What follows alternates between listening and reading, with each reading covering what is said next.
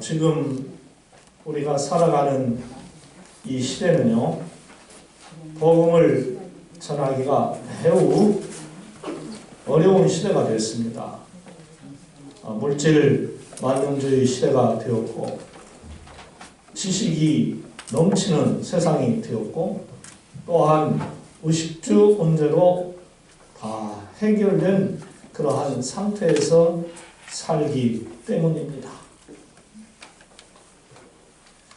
거기다가 교회가 그 기능을 많이 상실을 해서 교회가 세상을 위하여 기도하고 이끌고 능력 있게 끌고 가야 되는데 오히려 세상이 교회를 걱정하고 교인들을 걱정하고 염려하는 그러한 이상한 시대가 되었기 때문입니다. 어쩌다가 이런 지경에 이르렀을까? 교회와 성도들이 그 빛과 소금의 역할을 감당하지 못하기 때문에 이렇게 됐습니다. 참으로 슬프죠. 안타깝죠. 우리 장로님께서 기도하신 대로 참으로 우리 교인들이 이토록 어려울 때 더욱더 여호와 하나님을 붙잡고 말씀을 의지하고 기도하고 찬송하면서 성실히 자신들의 믿음을 지켜가고 어디서든지 소금의 짠맛과 강한 빛을 발하는 빛의 역할을 감당해야 하는데 그렇지 않으니까 오히려 세상 사람들로부터 염려거리가 되어버렸다고 하는 것이죠. 자, 그러면 여기서 우리가 가만히 있어야 되느냐는 것입니다. 좌절하고 무너져야 되냐는 겁니다. 그렇게는 너무나도 무기력한 것이죠. 저와 여러분들이 성도들이라고 부름을 받습니다. 하나님을 믿는 크리스찬이라고 합니다. 하나님이 어떠한 분이십니까? 능력이 무한하신 분이십니다. 아멘. 성령이 무엇입니까? 성령 하나님이십니다. 능치 못할 일이 없는 능력자예요. 그 성령을 받은 사람들입니다. 우리는 그 성령의 세임과 능력을 통하여서 세상을 이기고 자신을 다스리고 또한 사탄 마귀를 물리치는 그러한 거룩한 하나님의 자녀들이라는 것이죠. 그러므로 우리는 새로운 마음으로 이제 이 코로나 시대를 물리치고 신앙생활을 잘 해 나가야 할 줄로 믿습니다. 자, 사랑하는 성도 여러분, 우리 모두 새 힘을 내어서 신앙생활에 힘쓸 수 있기를 바랍니다. 우리 서로 옆 사람에게 이번 주부터 더욱더 신앙생활을 잘 하십시다. 저희 인사합시다. 할렐루야. 아멘. 힘을 내야 됩니다. 교회와 성도들이 맛을 잃고 힘을 잃어가면 누가 좋아합니까? 교회를 핍박하는 사람들, 사탄 마귀나 좋아하는 거예요. 하나님은 슬퍼서 울지요. 목사는 울고 성도들은 더욱더 연약해져 가는 거예요. 이 시간 부족한 종이 하나님의 말씀을 증거할 때에 잘 들으시고 그 말씀으로 은혜 받고 승리하는 전도의 삶을 살아가는 여러분들이 되시기를 주님의 이름으로 부탁을 드립니다. 자, 그러면 오늘 주신 하나님의 말씀을 제가 세 가지로 나눠서 전파할 터인데, 첫 번째는 바울 사도는 아무에게 폐를 끼치지 않고 전도하는 생활을 했다 그랬어요. 아멘. 할렐루야. 본문 9절에 보면은 이런 하나님의 말씀이 기록되어져 있습니다.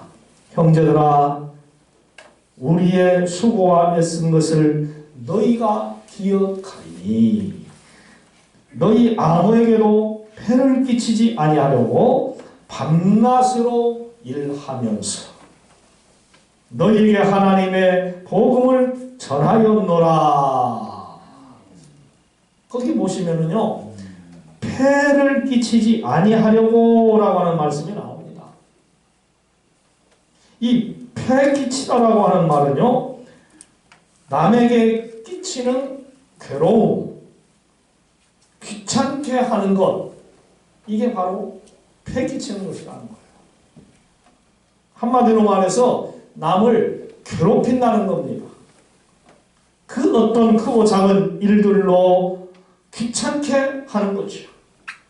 바로 이러한 일을 사도 바울은 복음을 전할 때에 하지 않았다. 그렇게 지금 주장을 하고 있는 것입니다. 매우 신사적입니다.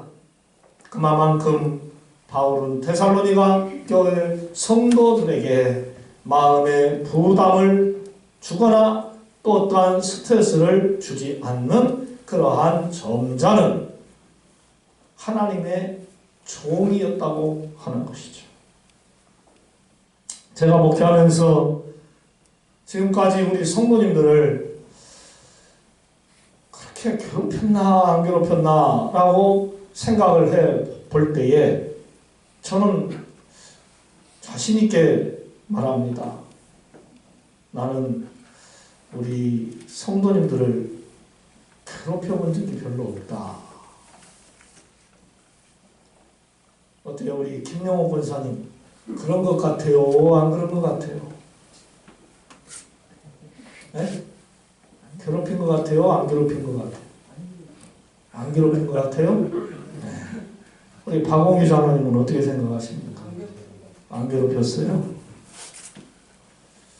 실제적으로 저는 우리 성도님들이 자발적으로 예배를 드리고 자발적으로 기도하고 전도하고 또한 주님의 일을 하는 그러한 헌신의 성도들, 신사적인 성도들, 멋있는 성도님들이 되시기를 바랬습니다.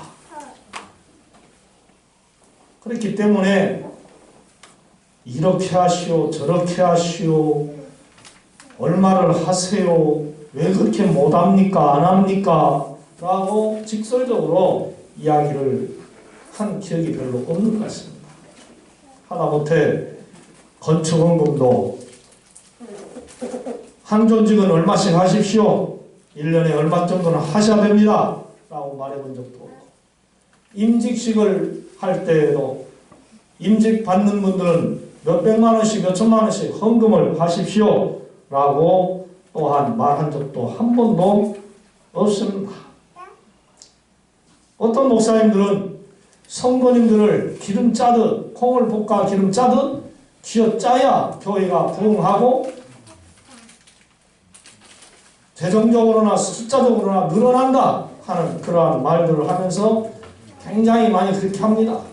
그리고 무슨 행사나 이벤트를 하면서 교회가 교회다운 일을 하고 있다고 자부하고 그에 길들여진 성도들은 그것 역시 우리 교회를 부흥케 하는 것이다 라고 생각을 하기도 합니다.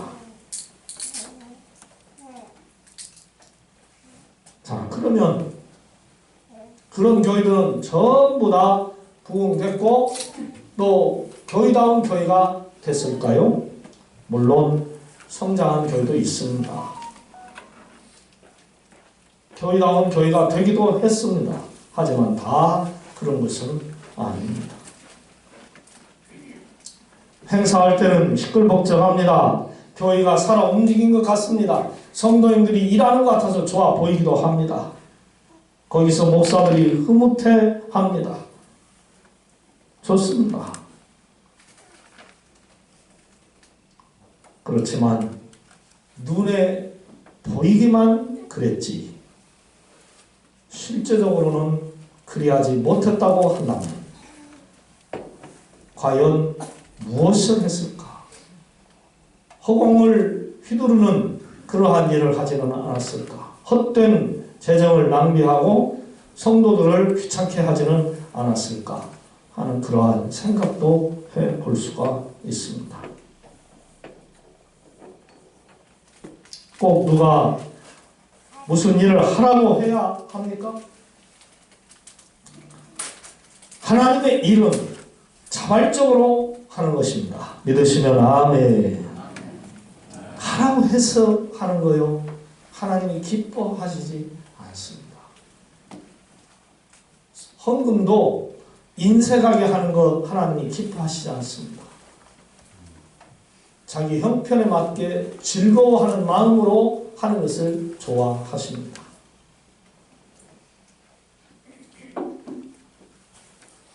억지로 하는 거 하나님이 싫어하십니다. 그분은 돈이 없어서 당신의 일을 못하는 분이 아니시거든요. 사람들은 돈 없으면 아무것도 못한다고 하지만 하나님은 그런 분이 아니거든요.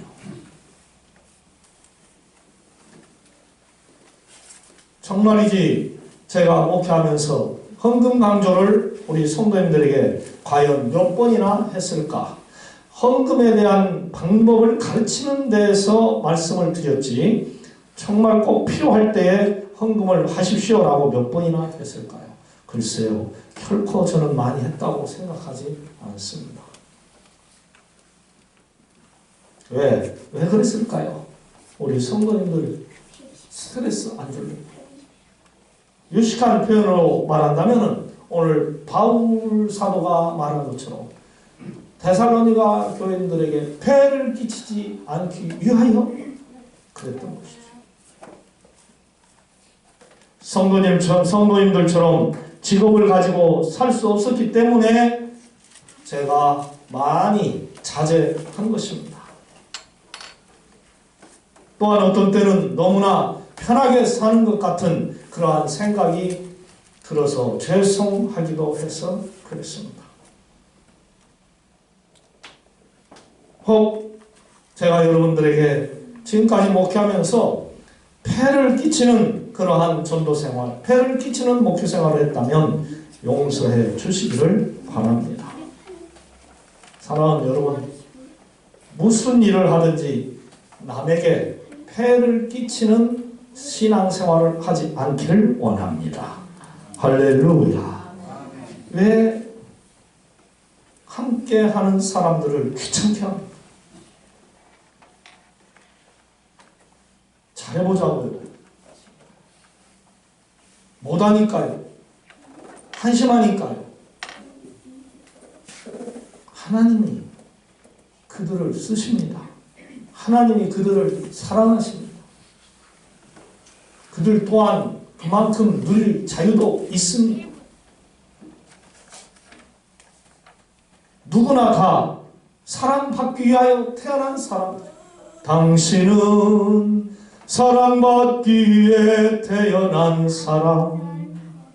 당신의 삶 속에서 그 사랑받고 있지요. 아멘. 저와 여러분들은 하나님의 사랑을 받기 위해 태어났어요. 가족의 사랑을 또한 받기 위해 태어났어요. 성도들의 사랑을 받기 위해 태어났어요. 사랑을 주고 받을 때에 행복한 거예요. 사랑을 주지도 않으면서 사랑만 받으려고 하는 이기주의적인 사고를 가지고 사는 사람들이 많아요. 여러분 스스로를 지금 한번 생각을 해보시기 바랍니다. 남편의 사랑을 받을 만한 삶을 살고 있는가? 하나님의 사랑을 받을 만한 사랑을 하고 있는가? 아내의 사랑을 받을 만한 삶을 살고 있는가? 이웃 사람들에게, 친구들에게 인정받을 만한 그러한 삶을 살고 있는가? 생각을 해보세요. 혹 해를 끼치고 있다라고 생각한다면 회개해야 할 줄로 믿습니다. 어린애들도 아니에요. 죽을 짓 하고 나쁜 짓 하고 다니는 것도 아니에요. 그들을 위해서 기도해 주시기 바랍니다. 그들을 자유케 살 수 있도록 풀어 놓아주기도 바랍니다. 할렐루야.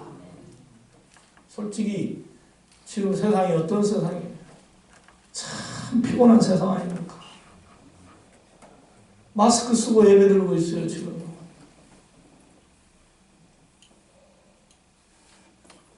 사업하기 얼마나 힘듭니까? 전부 다 물어보면 사업이 안 된대요. 우리 박사모님 사업 잘 됩니까? 요즘은 덜 돼요. 직장 다니는 분들, 우리 김중 형제님 직장생활 어떻게 편안하십니까? 불안불안하십니까? 아, 다행이네요. 그나마. 직장생활 잘릴까 걱정. 장금순 집사님 걱정됩니까? 안 됩니까? 걱정은 안 돼요. 할렐루야. 우리 교인들은 믿음이 좋다니까.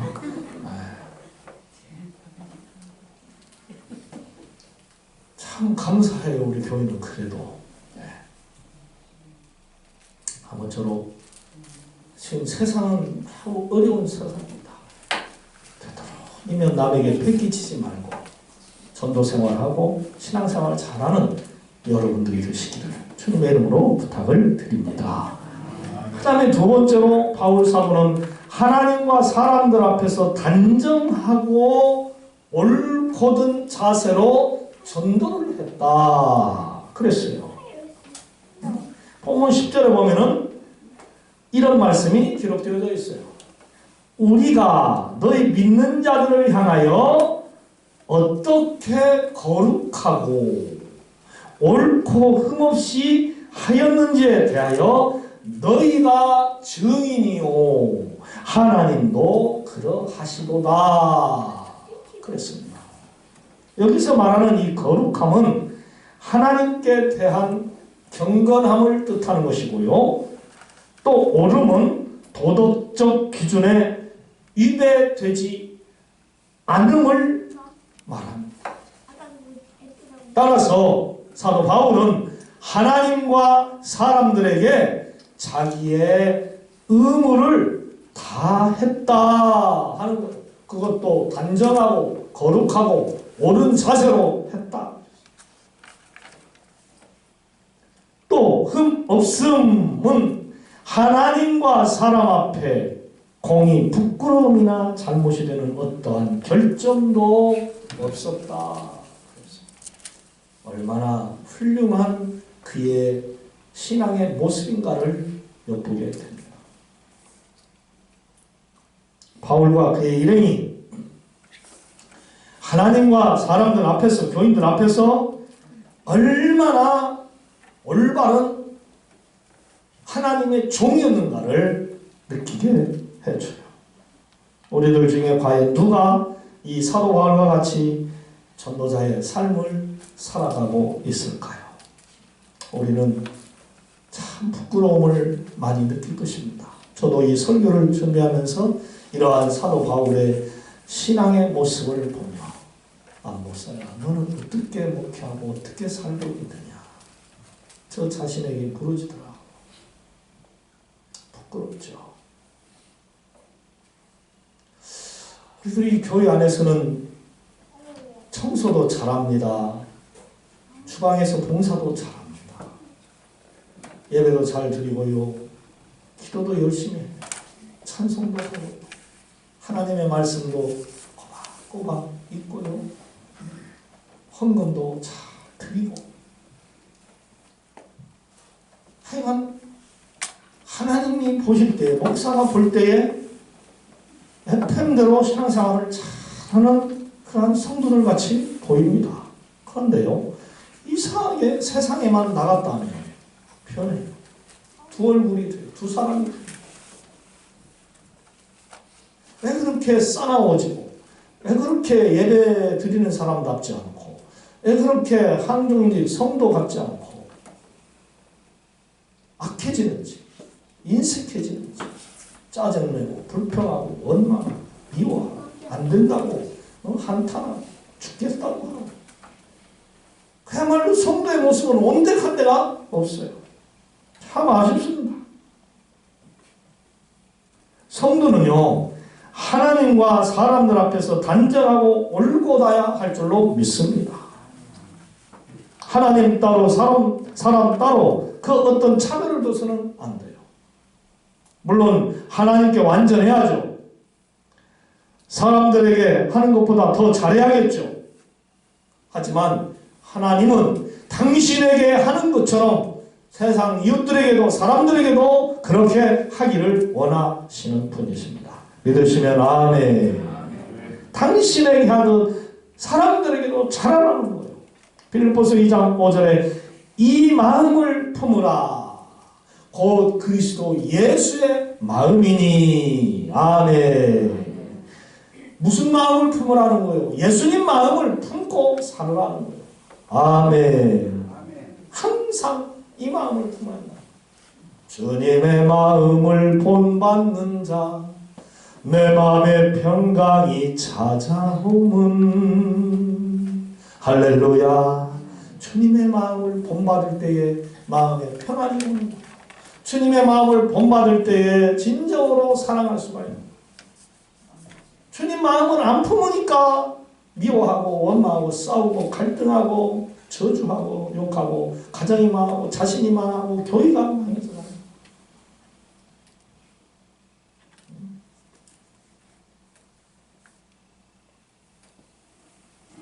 험악한 이 세상을 이길 힘이 어디서 오느냐는 거죠. 예수님을 닮을 때, 하나님의 능력을 의지할 때에 거기서 오는 거죠. 주님의 마음 본받아 그 거룩하심을 저와 여러분들은 이루어 가야 할 줄로 믿습니다. 우리는 하나님의 자녀, 그분의 백성들입니다. 항상 거룩하신 그분을 본받아 살아야 하는 것이죠. 조금 전에도 말씀을 드린 바 있지만 성도들은 세상의 멋과 멋이라고 했습니까? 빛이요 소금이라. 우리 서로 옆 사람에게 우리는 세상의 빛이요 소금입니다 라고 인사합시다. 할렐루야. 아멘. 우리는 세상의 빛이요 소금입니다. 이 빛과 맛을 상실하면 성도가 아닌 거죠. 너희는 나를 본받는 자가 되어라. 사도 바울이 그렇게 말했어요. 예수님도 너희가 본이 되는 자세로 살아라. 그렇게 말씀을 하셨어요. 맞습니다. 우리는 믿음의 선진들의 삶을, 인격을 담기 위해서 힘을 써야 하는 것이죠. 교회를 다니지 않는 사람들은 성도들의 신앙 생활을 보면서 하나님이 계신가 안 계신가도 알고, 또한 교회가 좋은 교회인가 안 좋은 교회인가도 압니다. 그래서 저들이 교회에 들어오기도 하고 교회에 나가기도 하는 것이죠. 그래서 우리들의 삶이 그만큼 중요하다는 것입니다. 사랑하는 성도 여러분, 항상 단정하시고 올곧은 삶을 살 수 있기를 주님의 이름으로 부탁을 드립니다. 다음에 세 번째로, 바울은 하나님께 합당한 생활을 데살로니가 교우들에게 하게 하려고 전도하였다. 본문 12절에 이렇게 말씀을 했습니다. 이는 너희를 부르사 자기 나라와 영광에 이르게 하시는 하나님께 합당히 행하게 하려 함이라. 아멘. 하나님께 합당한 신앙생활을 하는 성도들로 만들기 위해서 전도를 했다는 것이죠. 맞습니다. 어떤 사람들이 하나님께 합당한 삶을 삽니까? 그래도 하나님의 교회를 다니는 성도들이 그렇게 사는 것이죠.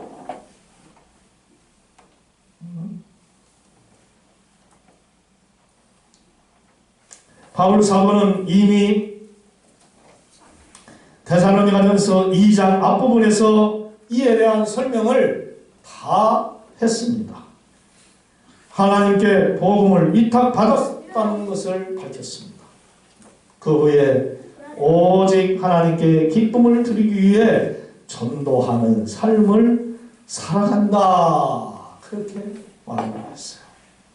그래서 지금 당신이 데살로니가 교우들에게 하나님의 말씀을 가르치는 것에 대하여서 매우 기뻐하고 감사했습니다.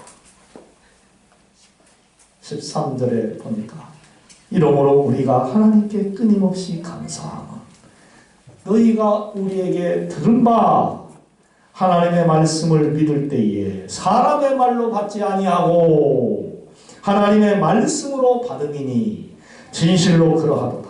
이 말씀이 또한 너희 믿는 자 가운데에서 역사하느니라. 당신이 전하는 복음을 듣는 저들이 바울의 말로 듣지 아니하고 하나님의 말씀으로 알고 듣는 것에 대하여서 감사하고 있습니다. 그야말로 하나님만 위하여 복음을 전하는 사도 바울인 것을 깨닫게 하는 것이죠. 충성된 성도들이 본받아야 할 신앙의 유인입니다.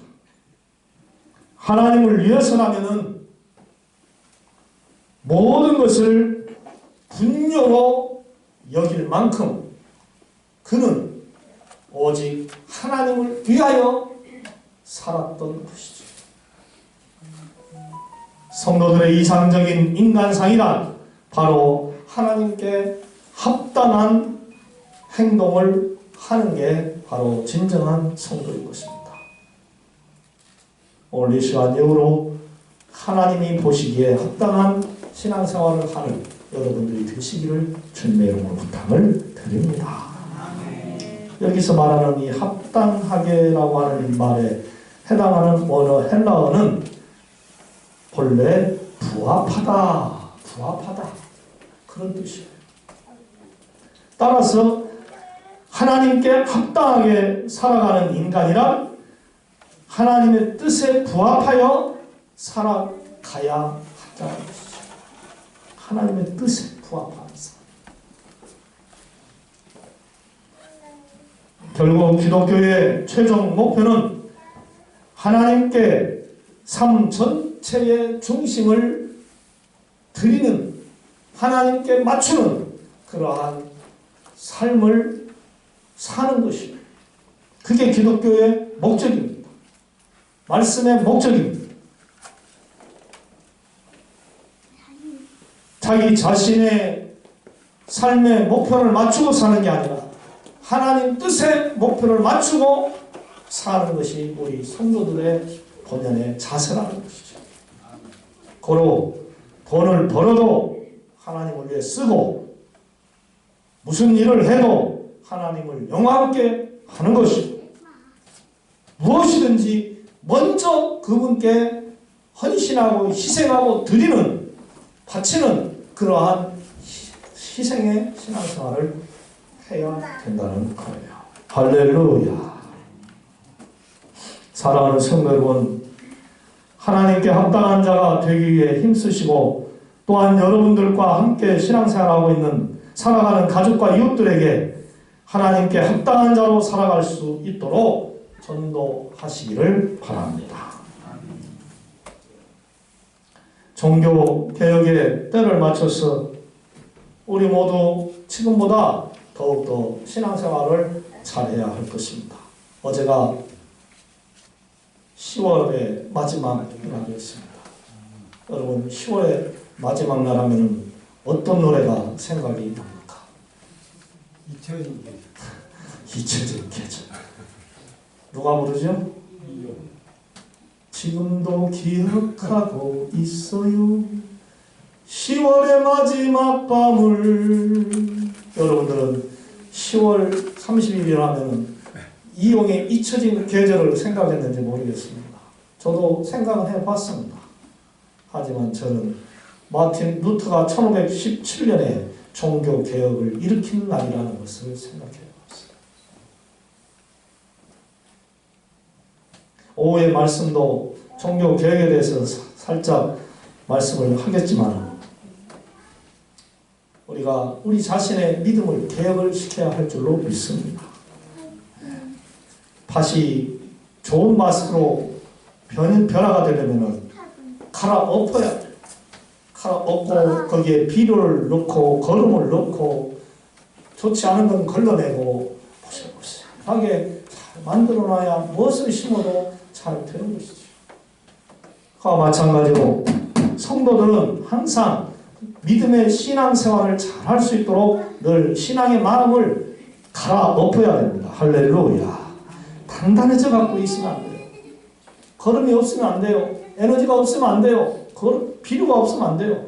거기에 좋은 하나님의 말씀과 기도와 찬양과 그 어떠한 것들이 잘 섞여져 들어갈 때에 좋은 성도가 되는 것이죠. 하나옵기는 이 마지막 시대에 사도 바울처럼 항상 인격적으로 하나님의 뜻에 맞는 전도의 생활을 잘 하여서 하나님은 기뻐하심을 입고 저와 여러분들은 새로운 신앙인으로 잘 변화되어지는 그런 축복의 삶이 되시기를 주님의 이름으로 부탁을 드립니다. 사랑의 하나님, 저희들이 이 땅에 온 것은 하나님의 일을 하라고 보내주셔서 온 줄로 압니다. 사나 죽으나 주의 영광을 위하여 주 뜻을 이루기 위하여 살아야 할 우리들이 오니 아무리 코로나가 기승을 부리고 아무리 경제적으로 삶이 어렵고 힘들다 할지라도 절대로 포기하지 말고 끝까지 믿음으로 이겨서 하나님만 따라가는 우리 반석 총학교의 믿음 좋은 성도들 다 되게 하여 주옵소서. 예수님의 이름으로 기도드리옵나이다. 아멘. 다 같이 찬송가 463장을 찬양 드리겠습니다.